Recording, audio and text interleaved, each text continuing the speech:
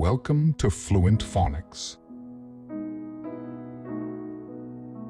Today, we will focus on mastering the pronunciation of the word gripes. Gripes. Gripes. Gripes.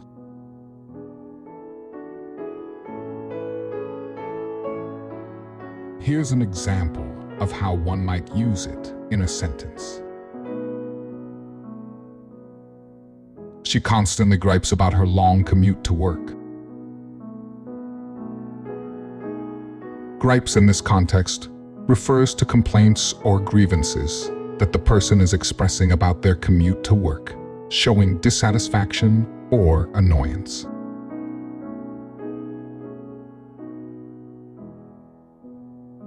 Thank you for your time. If you enjoyed this, please like and subscribe for further content.